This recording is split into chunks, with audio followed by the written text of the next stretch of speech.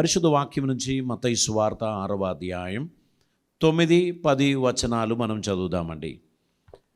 పరలోకమందున్న మా తండ్రి, నీ నామము పరిశుద్ధపరచబడిన గాక, నీ రాజ్యం వచ్చిన గాక, నీ చిత్తము పరలోకమందు నెరవేరుచున్నట్లు భూమి అందును నెరవేరును గాక. ఈరోజు మనము నీ చిత్తం పరలోకమందు నెరవేరినట్లు భూమి అందును నెరవేరును గాక. అట్లనే కదా మనం ప్రార్థన చేసేది. బైబిల్లో ఒకసారి చదవండి. నీ చిత్తం పరలోకమందు నెరవేరుచున్నట్లు. మనం ఎలా ప్రార్థన చేస్తాం? నీ చిత్తం పరలోకమందు నెరవేరినట్లు కదా. ఇక్కడ నెరవేరుచున్నట్లు అంటే ఇప్పుడు కూడా దేవుని చిత్తం నెరవేరుచున్నది. అవి భూమి అందును నెరవేరునుగాక. దేవుని సన్నిధిలో దేవుని చిత్తం నెరవేర్చటం, దేవుని చిత్తానుసారంగా నడవడం అనేటువంటిది చాలా అద్భుతమైనటువంటి ఒక కార్యం. దేవుడు మన జీవితంలో తన చిత్తం నెరవేర్చడానికి ముందుగా అసలు దేవుడు ఎవరు, ఆయనకి ఎటువంటి చిత్తాలు ఉంటాయి అనేది మనం గ్రహించాలి. మనలో కొందరి ప్రార్థన ఎలా ఉందంటే, నీ నామం పరిశుద్ధపరచబడను గాక, నీ చిత్తం పరలోకమందు నెరవేరినట్లు నా చిత్తం భూమి మీద నెరవేరును గాక. అంతే కదా. దేవా, మనం ఇద్దరం ఏకీభవిస్తే నీ చిత్తం పరలోకమందు నెరవేరినట్లు నా చిత్తం భూమి మీద నెరవేరును గాక. నీ రాజ్యం వచ్చునుగాక, అప్పుడప్పుడు నీ రాజ్యం వెళ్ళిపోవునుగాక. ఎందుకంటే నీ రాజ్యం నా రాజ్యం కుదరదు కదా. అపవాది కుయుక్తిపరుడు, మోసగాడు, ఎవరిని పడగొట్టాలో ఆలోచనతో తిరుగుతున్నవాడు, పరిశుద్ధులను కూడా వారి సబ్మిషన్ నుండి, వారి డిసిషన్ నుండి తప్పించడానికి ప్రయత్నించుచున్నవాడు.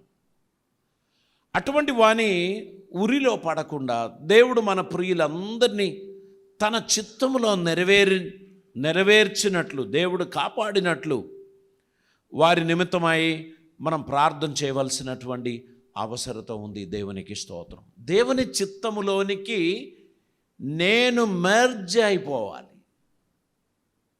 ఇప్పుడు చాలామంది హైవేలో ప్రయాణం చేస్తున్నారు, టోల్ రోడ్లో కదా. సర్వీస్ రోడ్ నుంచి మన హైవేకి ఎంటర్ అవుతున్నప్పుడు వెనక చూసుకోవాలి, సైడ్ చూసుకోవాలి. హైవేలో ఆల్రెడీ వెహికల్స్ రన్ అవుతుంది. నేను కూడా ఒక స్పేస్ తీసుకొని నా వాహనం హైవేలోకి ఎక్కిస్తున్నప్పుడు మీరందరూ ఆగండి, నేను ఎక్కుతున్నాను అని చెప్పి వాళ్ళని ఆపడానికి అక్కడ సిగ్నల్ ఏం లేదు, వాళ్ళని ఆపడానికి అక్కడ పోలీస్ ఆఫీసర్స్ లేరు. ఆ స్పేస్లోకి నేను ఎంటర్ అవ్వడానికి I must have a patience. నేను ఆ విషయంలో జాగ్రత్త కలగాలి, సహనం కలగాలి. హైవేలోకి నేను మెర్జ్ అవుతున్నాను. దేవుని చిత్తం ఈజ్ ఫ్లోయింగ్. నేను ఎక్కడి నుంచో వచ్చి దేవుని చిత్తంలోనికి ఎంటర్ అవుతున్నప్పుడు దేవుడు తన చిత్తం ఆపేసాయి, నేను ఎంటర్ అయ్యి నేను ట్రాక్లో ఉన్న తర్వాత మళ్ళీ నువ్వు వచ్చేసేయి అని చెప్తే కుదరదు. I must merge into God's will. దేవుని చిత్తంలోనికి నేను మెల్లగా మెర్జ్ అయిపోవాలి. So I must have a planning, I must have patience. నేను జాగ్రత్త పడాలి. నేను మెల్లగా నిదానముగా ఆయన చిత్తంలోనికి నేను ప్రవేశించాలి. అప్పుడు దేవుడు జరిగించే కార్యాలన్నీ కూడా అద్భుతమైనటువంటిది. లేకపోతే ఏమవుతుందో తెలుసా? నువ్వు సడన్గా పోయి ఎంటర్ అయితే టక్కర్ అవుతుంది, యాక్సిడెంట్ జరుగుతుంది. అక్కడ అడ్జస్ట్ అవ్వడం, ఆ స్పీడ్ మెయింటైన్ చేయడం నీ వల్ల కాదు. గనక స్పేస్ చూసుకొని నువ్వు మెర్జ్ అయిన తర్వాత ఆ వెహికల్ ఈ వెహికల్ మధ్యలో స్పీడ్ మెయింటైన్ చేసుకుంటూ ఆ హైవేలో నువ్వు ప్రయాణం చేయొచ్చు. దేవునికి అద్భుతమైన ప్లాన్ ఉందండి ప్రతి ఒక్కరి గురించి. నా ప్లాన్ వేరు, దేవుని ప్లాన్ వేరు. దేవుడు చెప్పాడు, భూమి కన్నా ఆకాశం ఎంత ఎత్తుగా ఉన్నదో నీ మార్గము కంటే నా మార్గము అంత ఎత్తుగా ఉన్నది అని దేవుడు చెప్పాడు. ఆయన చిత్తములోనికి ప్రవేశించడానికి ఆశించుచున్న నేను ఆయన చిత్తములో నడవడానికి తగినటువంటి ఒక సమర్పణ నాలో లేకపోతే నేను స్వార్థపరునిగా వాళ్ళను వీళ్ళను నెట్టేసి నేనే సాధించాలి అనేటువంటి ప్రయత్నం చేసి అనేకులు అమాయకులను యాక్సిడెంట్ గురి చేసి బలి చేసేటువంటి పరిస్థితి వస్తుంది. కొన్నిసార్లు మనం వెహికల్ నడుపుతున్నప్పుడు మన మైండ్ ఎక్కడో ఉంటుంది. మనం జాగ్రత్తగా వాహనం నడుపుతూ మన మైండ్ కాన్సన్ట్రేషన్లో లేకపోతే కొన్నిసార్లు ఎగ్జిట్ దాటిపోతాం. మనం ఒక ఎగ్జిట్ మిస్ అయిందనుకోండి హైవేలో, నెక్స్ట్ ఎగ్జిట్లో వెళ్ళి దిగి మళ్ళీ యూటర్న్ తీసుకొని వెనకకు వచ్చి మళ్ళీ ఎంటర్ అవ్వాల్సినటువంటి అవసరం ఉంది. అంటే అక్కడ సమయ నష్టం జరుగుతుంది, అక్కడ డబ్బు నష్టం జరుగుతుంది, మనం అనుకున్న కార్యం జరగకుండా పోవడానికి ఉన్నటువంటి కార్యం కూడా జరుగుతుంది. So we must have a destination. మనకు ఒక డెస్టినేషన్ ఉంది. ఆ డెస్టినేషన్ చేరడానికి బయలుదేరుచున్న ప్రయాణంలో జాగ్రత్త అనేది చాలా అవసరం. రెండవది దైవ చిత్తం పాటించడం అనేది చాలా అవసరం. చాలామంది వారు తెలివికల వారు అని అనుకొని ఓవర్ కాన్ఫిడెన్స్తో వారి ముందుకు వెళ్ళి దేవుని చిత్తం నుంచి బయటికి వెళ్ళిపోతారు. దేవుని చిత్తం నుంచి ఒకరు బయటికి వెళ్ళిపోతే తిరిగి ఆయన చిత్తంలోనికి రావడానికి ఒక యూటర్న్, మర్జింగ్, ఇవన్నీ అవసరం. ఇప్పుడు నేను చెప్తున్న విషయాలు డ్రైవర్స్ మాత్రమే సరిగా అర్థం చేసుకుంటారు. మన ఆత్మీయ జీవితం దేవునిలో కట్టబడడం అనేది చాలా ఇంపార్టెంట్. దేవుడు మనకిచ్చినటువంటి ఈ జీవితాన్ని విలువైనదిగా మనం భావించాలి. దేవునికి ప్రియమైన బిడ్డలుగా నడవడానికి తగినట్లు మన జీవితాన్ని మనం సమర్పించాల్సినటువంటి అవసరత ఉంది. మీరు నేను దేవుని చిత్తం నెరవేర్చడానికి భూమి మీద పిలువబడిన వారి గనుక ఆయన చిత్తం పరలోకమందు నెరవేరుచున్నట్లు భూమి అందును నెరవేరునుగాక. మన ప్రార్థన అప్పుడప్పుడు నెరవేరునుగాక. ఎందుకంటే అప్పుడప్పుడు మన చిత్తం చాలా important. This is my life, I take the decision, I don't need anybody's influence or suggestions. I know what to do. I am capable to handle this situation. చాలామంది చదువుకున్న పిల్లలు తల్లితో చెప్పేటువంటి మాట, నువ్వు ఎక్కువ నన్ను ప్రెషరైజ్ చేయకు, నేనేం చేస్తున్నానో నాకు బాగా తెలుసు, నేను ఖచ్చితంగా గమ్యం చేరుతాను అంటారు. కానీ కొన్ని సందర్భాల్లో గమ్యం చేరకుండా మధ్యలో సతమతమయ్యే పరిస్థితి వస్తుంది. దేవాన్ని చిత్తం భూమి మీద నెరవేరునుగాక. దేవుని చిత్తం భూమి మీద నెరవేర్చడానికి సమర్పించినటువంటి మనం అందరం అర్థం చేసుకోవాల్సింది, పరలోకంలో ఏం జరుగుతుంది? ఎన్ని దూతలండి? కోట్లాను కోటి దూతలు విచ్చలవిడిగా తిరుగుతుందనుకో, పరలోకం పెద్ద మార్కెట్ అయిపోతుంది. అక్కడ అలా లేదు. అక్కడ ప్రతిదానికి ఒక క్రమం ఉంది, ఒక డిసిప్లిన్ ఉంది. ఆ క్రమం తప్పకుండా వారందరూ నడుస్తున్నందుకు పరలోకం బ్యూటిఫుల్గా ఉంది. ఏ దూతకు ఆ మార్గం అలా ఉంటే అది పెద్ద కలగూర కంపలాగా ఉంటుంది. అలా ఉండదు. అక్కడ రెండేసి రెక్కలతో ముఖం కప్పుకొని, రెండేసి రెక్కలతో పాదం కప్పుకొని, రెండేసి రెక్కలతో ఎగురుతూ ఒకరితోనొకడు యెహోవా పరిశుద్ధుడు పరిశుద్ధుడు పరిశుద్ధుడు అని దేవుని గణపరచుచున్న కొంతమంది వర్షిప్ ఏంజల్స్, వారందరూ వర్షిప్ చేస్తారు. మరికొంతమంది మన సేవకాత్మలు మన ప్రయాణంలో మనల్ని సంరక్షించడానికి మనతో కూడా వస్తున్నారు. ఎందుకు తెలుసా? మీరు ప్రార్థన చేసి స్టార్ట్ చేశారు. దేవా, ఈ ప్రయాణంలో నేను గమ్యం చేరినట్లు, నా పనులు ముగించినట్లు, తిరిగి ఇంటికి క్షేమంగా వచ్చినట్లు సహాయం చేయండి.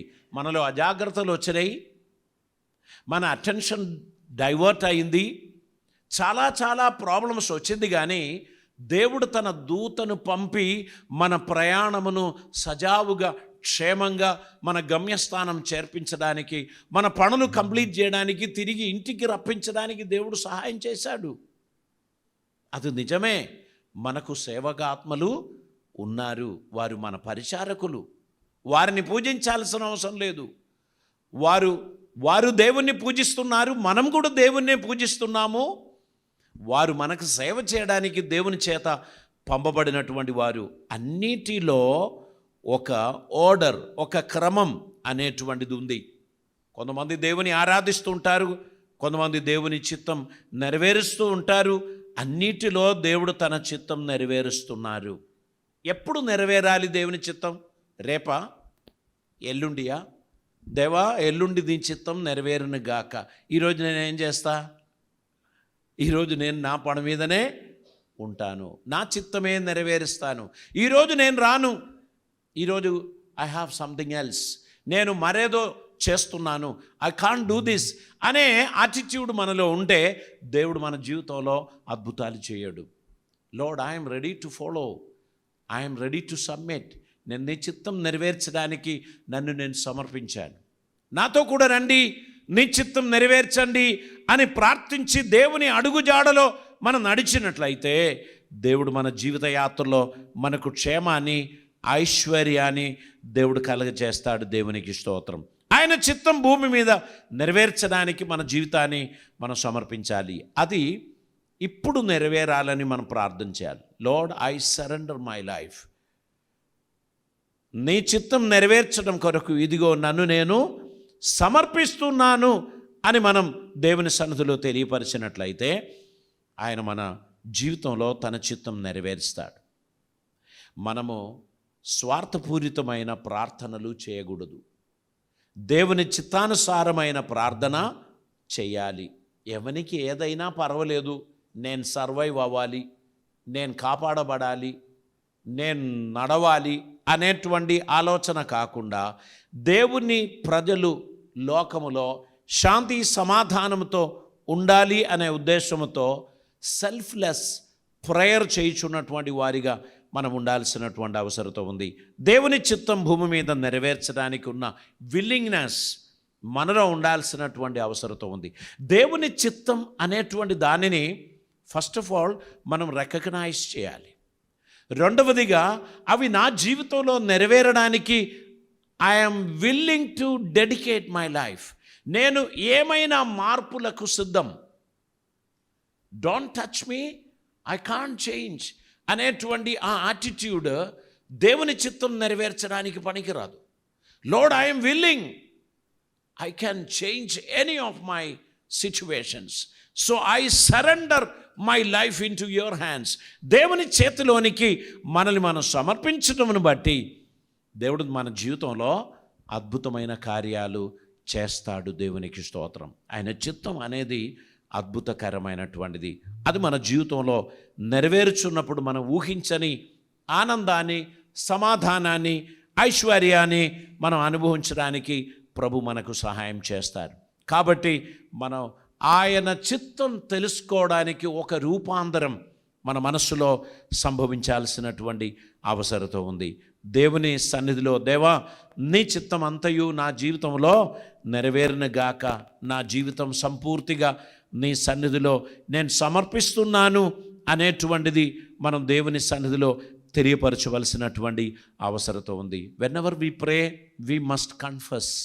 మనము ఒప్పుకోలు చేయాలి.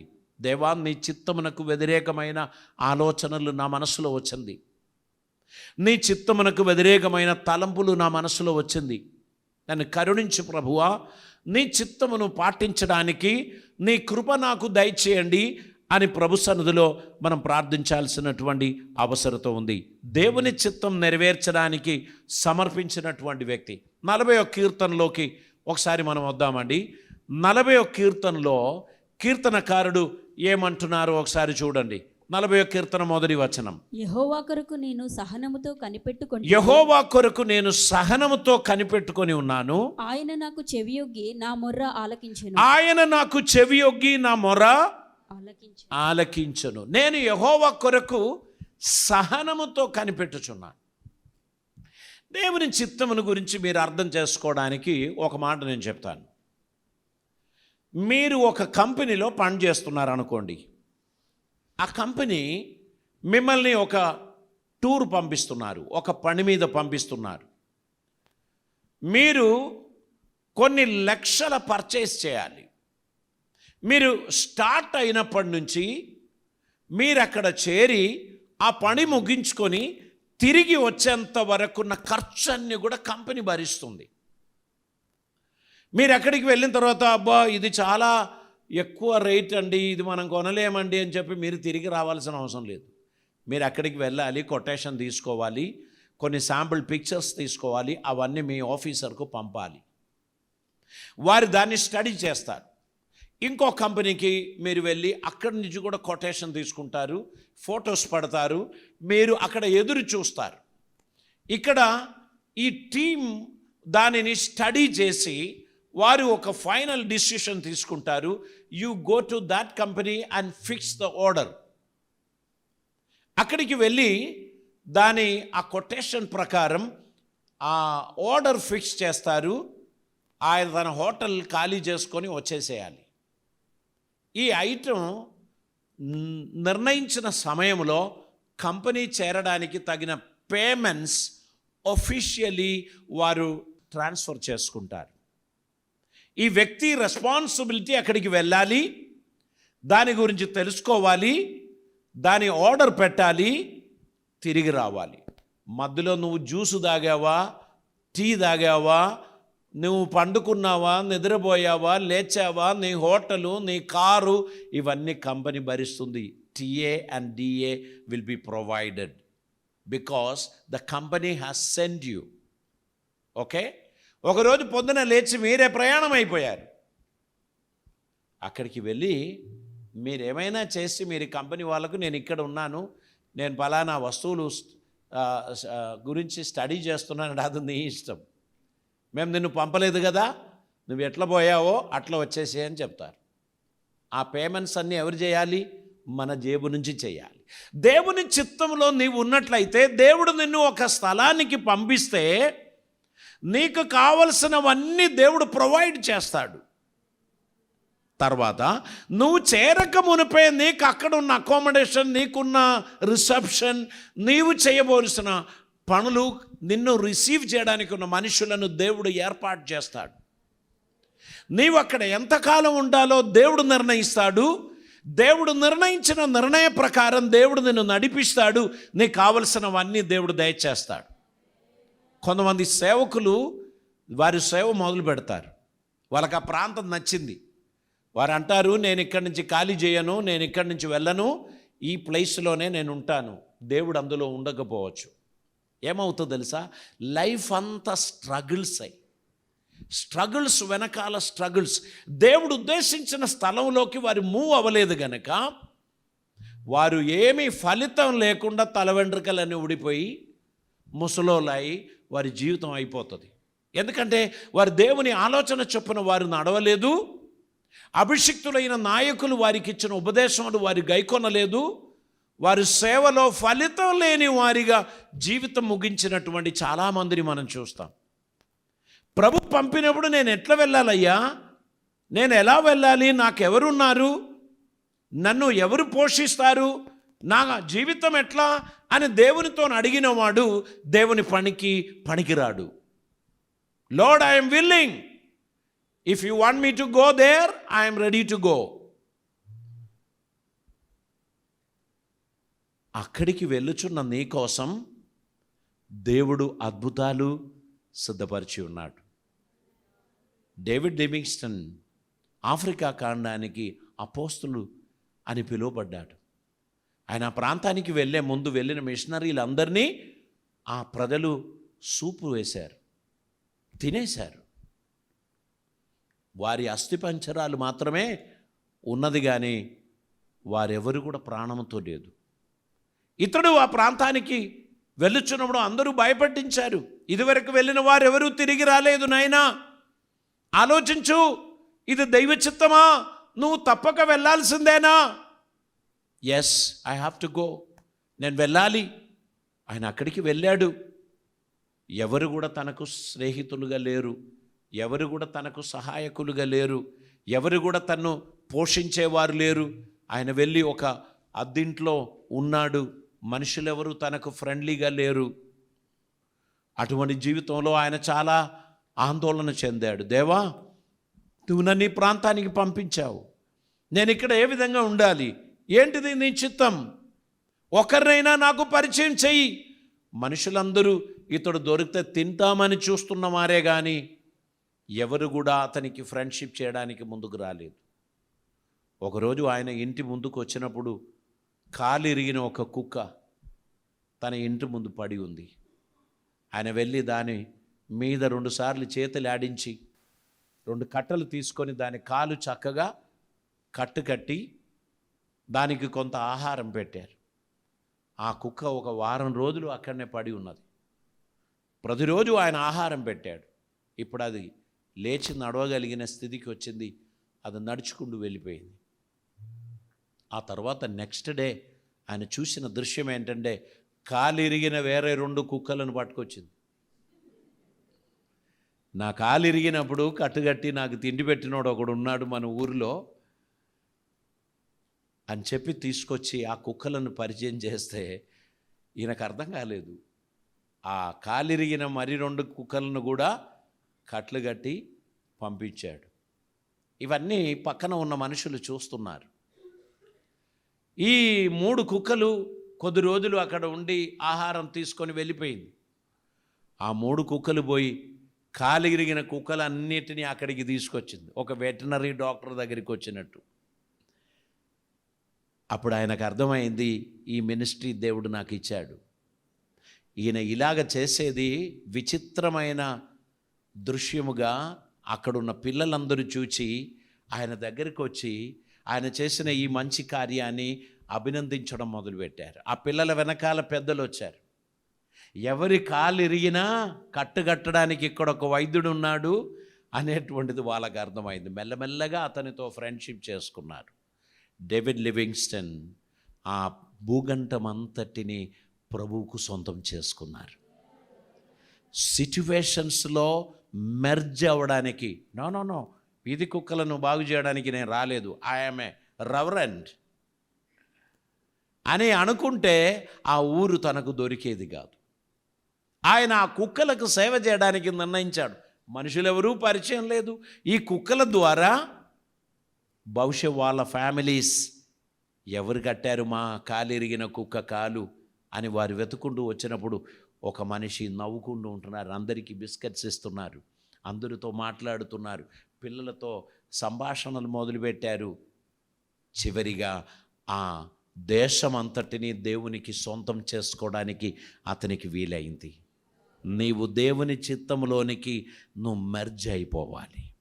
మనం దేవుని చిత్తంలో నడవడానికి దేవుడు మనల్ని పిలిచినప్పుడు ఆయన చిత్తమునకు సమర్పిస్తే నీ పోషకుడు దేవుడండి. ఆయన నిన్ను సంరక్షిస్తాడు. If he send he will provide everything what all you need. నీకు అవసరమైన వాటన్నిటినీ ఆయన దయచేస్తాడు. ఈ రాష్ట్రానికి వచ్చినప్పుడు ఈ సుందరమైన భాష నాకు అర్థం కాలేదు. నన్ను ఆహ్వానించి ప్రేమించి చేరదీసే స్నేహితులు లేకుండే. ఈ పట్టణానికి వచ్చినప్పుడు దేవుడు తన మహాకృపను బట్టి ఆయన నన్ను నిలబెట్టాడు, ఆదరించాడు. ఈరోజు మీరు చూస్తున్న ఈ పరిచర్య దేవుడు మనకు అనుగ్రహించాడు.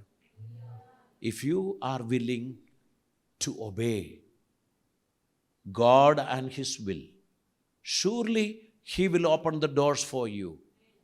దేవుడు ద్వారం తెరిచినప్పుడు నువ్వు జాగ్రత్తగా అందులో ప్రవేశించి దేవుని చిత్తం నెరవేర్చడానికి ఉన్న ప్రయత్నం చేయాలి. నీ అజాగ్రత్తతో ఓవర్ కాన్ఫిడెన్స్తో నీవు ద్వారం మూసేస్తే ఇంకెవరు నీ కోసం ద్వారం తెరవరు. దైవ చిత్తం నెరవేర్చడానికి నిన్ను నువ్వు సమర్పించినట్లయితే ప్రభుని చిత్తం నీ జీవితంలో నెరవేరాలని నువ్వు ఆశించాలి. అది నీ జీవితంలో నెరవేరడానికి ఉన్న ప్రయత్నం కూడా నువ్వు చేయాల్సిన అవసరం ఉంది. తల్లు వంచుదాం, ప్రార్థన చేద్దాం. పరిశుద్ధుడైన తండ్రి, కృపామయుడైన దేవా, నీకు వందనాలు. ఇదిగో నీ చిత్తం నెరవేర్చడానికి మేము వచ్చి ఉన్నాం. నీ చిత్తం పరలోకమందు నెరవేరుచున్నట్లు భూమి అందును నెరవేరిన గాక, నా జీవితంలో కూడా నెరవేరిన గాక. నీ చిత్తం నా కుటుంబంలో నెరవేరిన గాక, ఈ సంఘములో నెరవేరిన గాక. తండ్రి, మేమందరం నీ సన్నిధిలో మమ్మను సమర్పిస్తున్నాం. నీ చిత్తం నెరవేరడానికి తగినట్లు మమ్మను వాడుకొనమని ప్రార్థిస్తున్నాం. కృపలతో నింపమని, అద్భుతములు జరిగించమని, మీ సన్నిధి మాకు దయచేయమని, నీ ధారాళమైన ఆశీర్వాదములు మా జీవితంలో అనుగ్రహించమని ప్రార్థిస్తున్నాం. ఇద్దరి మందు నీ సన్నిధిలో నీ వాక్యం వినిన ప్రతి ఒక్కరిని ఆదరించమని, నీ సన్నిధానములో నమ్మకస్తులుగా వారిని నిలబెట్టమని, సమాధానముతో సంతోషముతో వారిని పంపివేయమని, నీకిష్టలుగా గమ్యం చేర్పుమని, వారి అపజయములను వారు గుర్తుపట్టినట్లు, రియలైజ్ అయినట్లు, తిరిగి వచ్చినట్లు నీ రాజ్య వ్యవస్థను పాటించడానికి, వారి జీవితాన్ని సమర్పించడానికి కృప చూపమని ప్రార్థిస్తున్నాం. తండ్రి, ఈ వాక్యం ఎంత దూరం వెళ్ళింది, ఎవరి హృదయమును తాకిందో నాకు తెలియదు. అది వారి జీవితంలో రిఫ్లెక్ట్ అవును గాక. ఒక అద్భుతమైన మలుపు వారు తిరుగును గాక. వారి జీవితం ఆశీర్వదింపబడును గాక. నీ కృప ద్వారా వారిని వర్ధిల్ల చేయమని యేసు నామమున అడుగుచున్నాం పరమ తండ్రి. ఆమేన్.